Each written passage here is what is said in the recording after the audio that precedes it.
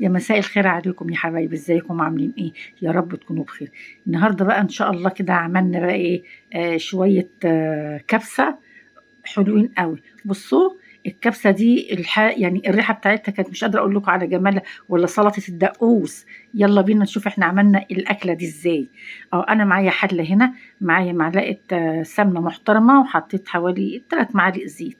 معايا بصلايه كبيره اهيت، وفصين توم. ايوه فصين توم بس، اللي عايز يكتر يكتر براحتكم.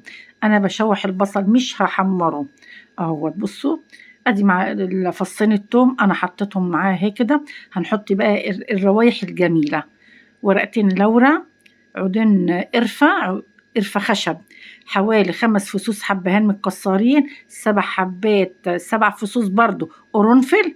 حطيت فص مستكة والاتنين لومي، اللي هو هيطلعوا الريحة بتاعتها، الريحة الحلوة اللي هتخلي يعني مش قادرة اقول لكم على الريحة والجمال بتاعها. حطيت معلقة بهارات كبسة، وحطيت معلقة كزبرة ناشفة، ونص معلقة كمون، وشوية فلفل أسمر. بصوا، أنا حطيت الفراخ هشوحها فيها كده بس. معايا طماطماية مبشورة، ومعايا معلقة صلصة. أنا معلقة على مية بتغلي، هحط تقريبا رتل مية. هغطي الفراخ، هسيبها تاخد، وحطيت ادي الملح كمان. هخليها تغلي، وبعد كده هوطي عليها على نار هادية عقبال ما تستوي الفراخ. هنعمل سلطة الدقوس. انا عشان بقى الكبه بتاعتي صغيره خالص كده، انا بعمل يعني حاجات بسيطه كده فيه. عملت مثلا ايه، طماطمتين 3، قرنين فلفل حامي على بارد، شويه كزبره خضراء، على كام ورقه نعناع اخضر فريش، وادي حوالي 3 فصوص توم. التوم برضو بتاعكم، انا ما بكترش في التوم.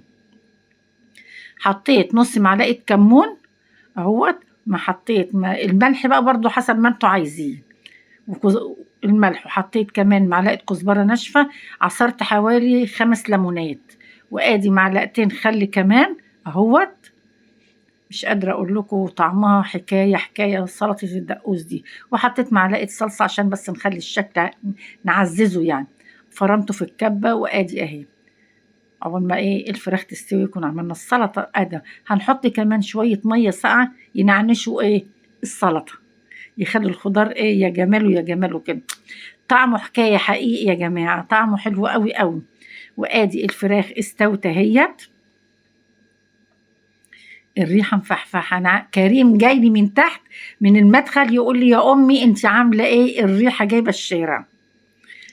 بصوا بقى، أنا خدت شوية من الدسم اللي على وش الحلة أهي. بصوا، مطرح السمنة وزيت والدهون بتاعت الفرخة اللي نزلت، حطيتها على وشها، وهحطها تحت الشواية.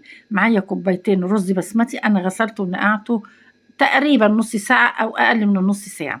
كوباية الرز البسمتي بتاخد كوبايتين شوربة أو كوبايتين مية. طبعا أنا كنت حاطة حوالي رتلين من المية على الفراخ. طبعا بعد ما استوت قلت شوية، فهضطر إن أنا أحط برضو إيه كده، الرز عايز شوية مية كمان أهي. انتوا بقى شوفوا الملح بتاعكم مظبوط كده ولا لأ.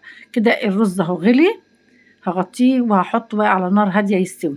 قلبه بمعلقه اللي هي الفلاته، اللي هي الخشب دي، اي معلقه بس يكون فلاته، عشان الرز ما يتكسرش منكم وانتوا بتقلبوا. هو غلي غلوه. انا هخليه على نار هاديه بقى ويستوي ايه براحته على البوتاجاز. ادي بعد ما استوى يا حبايبي اهو. بصوا ما شاء الله على الجمال وعلى ريحته وعلى طعمه كمان.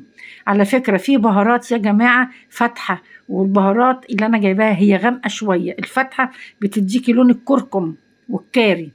انا هسيب لكم مقادير التوابل ديت في الفيديو تحت، الفيديو تحت يا حبايبي. هتتابعوني على اليوتيوب والفيسبوك والانستجرام زي ما انتوا عايزين بقى.